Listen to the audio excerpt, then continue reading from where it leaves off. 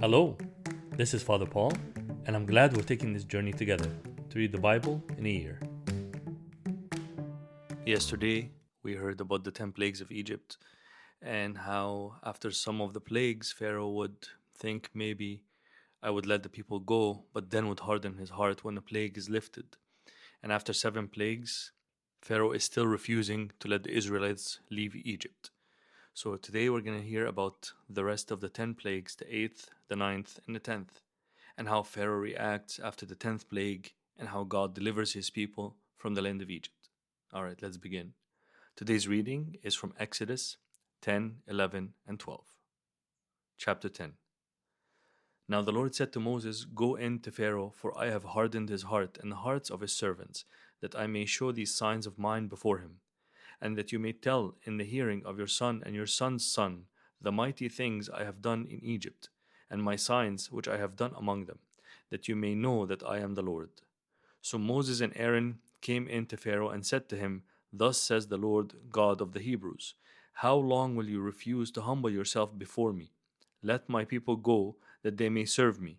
Or else, if you refuse to let my people go, behold, tomorrow I will bring locusts into your territory, and they shall cover the face of the earth, so that no one will be able to see the earth, and they shall eat the residue of what is left, which remains to you from the hail, and they shall eat every tree which grows up for you out of the field.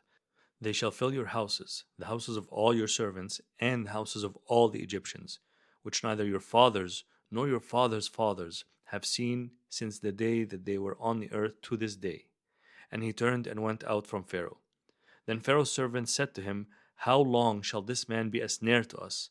Let the men go, that they may serve the Lord their God. Do you not yet know that Egypt is destroyed?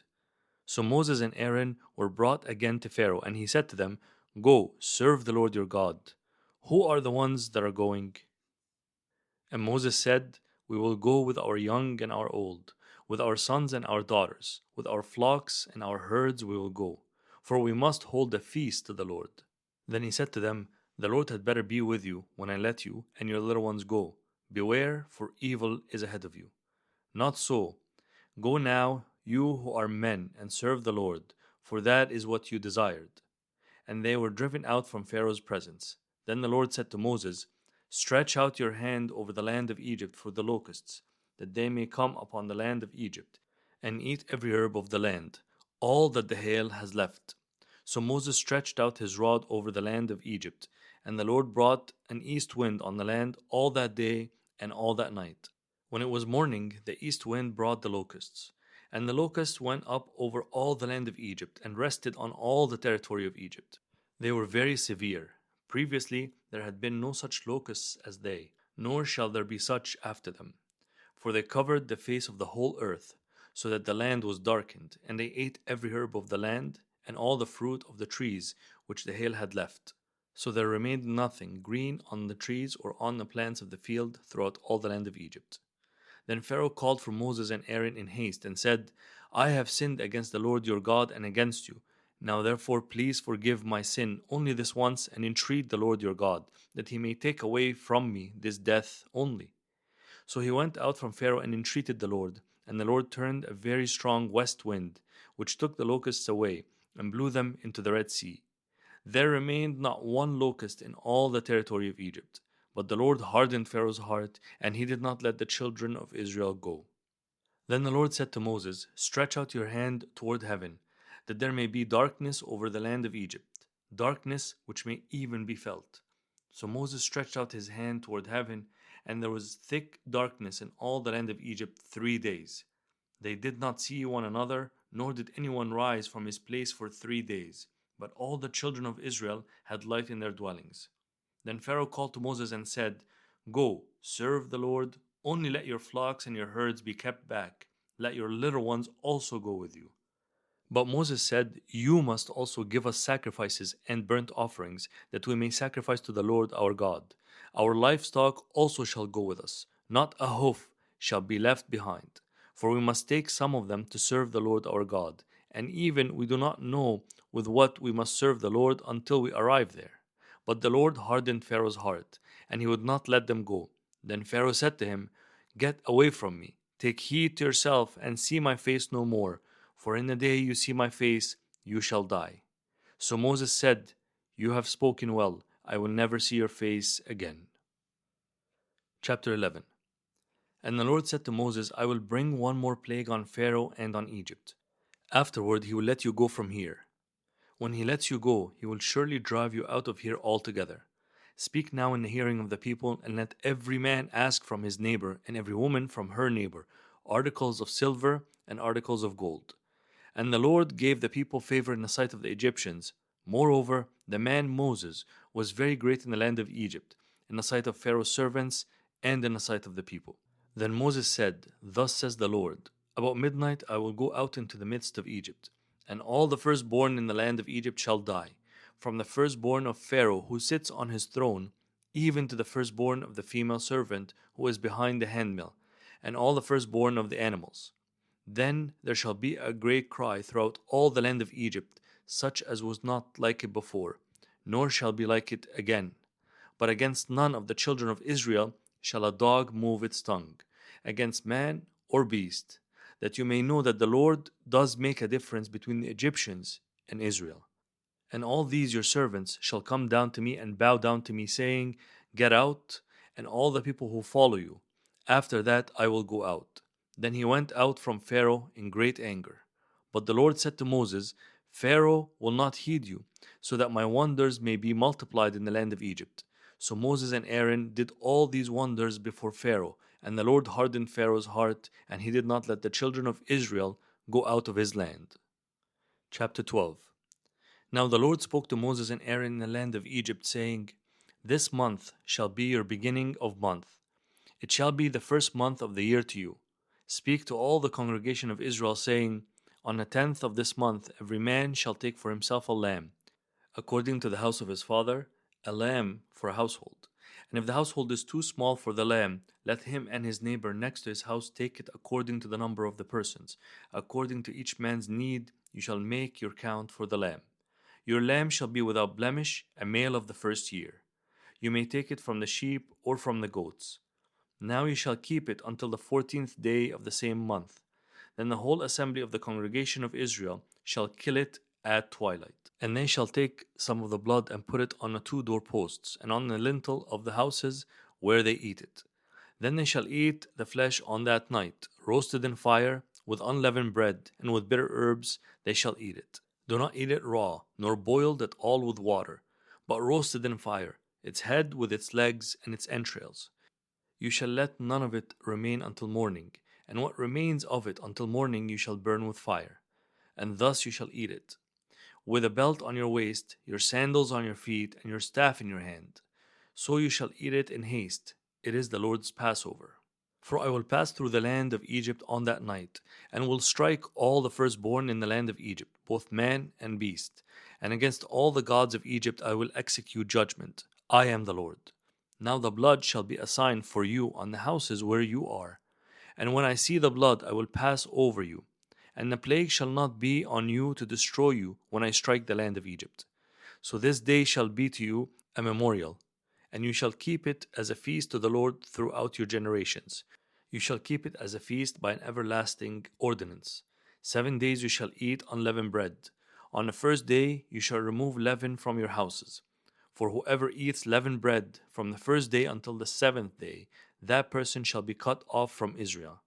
On the first day there shall be a holy convocation, and on the 7th day there shall be a holy convocation for you.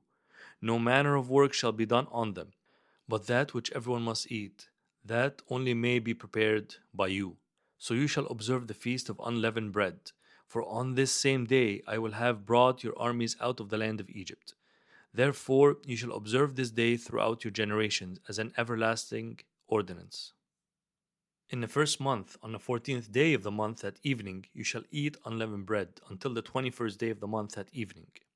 For 7 days no leaven shall be found in your houses, since whoever eats what is leavened, that same person shall be cut off from the congregation of Israel, whether he is a stranger or a native of the land. You shall eat nothing leavened. In all your dwellings you shall eat unleavened bread. Then Moses called for all the elders of Israel and said to them, Pick out and take lambs for yourselves according to your families, and kill the Passover lamb. And you shall take a bunch of hyssop, dip it in the blood that is in the basin, and strike the lintel and the two doorposts with the blood that is in the basin. And none of you shall go out of the door of his house until morning. For the Lord will pass through to strike the Egyptians. And when he sees the blood on the lintel and the two doorposts, the Lord will pass over the door and not allow the destroyer to come into your houses to strike you. And you shall observe this thing as an ordinance for you and your sons forever. It will come to pass when you come to the land which the Lord will give you, just as he promised, that you shall keep this service. And it shall be when your children say to you, What do you mean by this service? That you shall say, It is the Passover sacrifice of the Lord, who passed over the houses of the children of Israel in Egypt, when he struck the Egyptians and delivered our households. So the people bowed their heads and worshipped. Then the children of Israel went away and did so, just as the Lord had commanded Moses and Aaron, so they did. And it came to pass at midnight that the Lord struck all the firstborn in the land of Egypt, from the firstborn of Pharaoh who sat on his throne, to the firstborn of the captive who was in the dungeon, and all the firstborn of livestock. So Pharaoh rose in the night, he, all his servants, and all the Egyptians, and there was a great cry in Egypt, for there was not a house where there was not one dead. Then he called for Moses and Aaron by night, and said, Rise, go out from among my people, both you and the children of Israel, and go serve the Lord as you have said. Also take your flocks and your herds, as you have said, and be gone, and bless me also. And the Egyptians urged the people, that they might send them out of the land in haste, for they said, We shall all be dead. So the people took their dough before it was leavened, having their kneading bowls bound up in their cloth on their shoulders. Now the children of Israel had done according to the word of Moses, and they had asked from the Egyptians articles of silver, articles of gold, and clothing. And the Lord had given the people favor in the sight of the Egyptians, so that they granted them whatever they requested. Thus they plundered the Egyptians. Then the children of Israel journeyed from Ramses to Succoth, about 600,000 men on foot, besides children. A mixed multitude went up with them also, and flocks and herds, a great deal of livestock. And they baked unleavened cakes of the dough which they had brought out of Egypt, for it was not leavened, because they were driven out of Egypt and could not wait, nor had they prepared provisions for themselves. Now the sojourn of the children of Israel who lived in Egypt was 430 years. And it came to pass at the end of the 430 years, on that very same day, it came to pass that all the armies of the Lord went out from the land of Egypt. It is a night of solemn observance to the Lord for bringing them out of the land of Egypt. This is that night of the Lord, a solemn observance for all the children of Israel throughout their generations. And the Lord said to Moses and Aaron, This is the ordinance of the Passover. No foreigner shall eat it, but every man's servant who is bought for money, when you have circumcised him, then he may eat it. A sojourner and a hired servant shall not eat it. In one house it shall be eaten. You shall not carry any of the flesh outside the house, nor shall you break one of its bones. All the congregation of Israel shall keep it. And when a stranger dwells with you and wants to keep the Passover to the Lord, let all his males be circumcised, and then let him come near and keep it.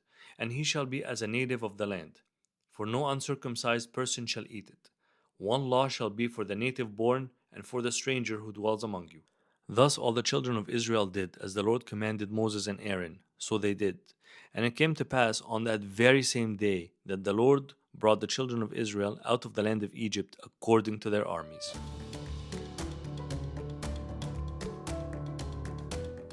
I hope you enjoyed today's reading as much as I did, and I look forward to seeing you again tomorrow to continue on our journey. God bless you and have a great day.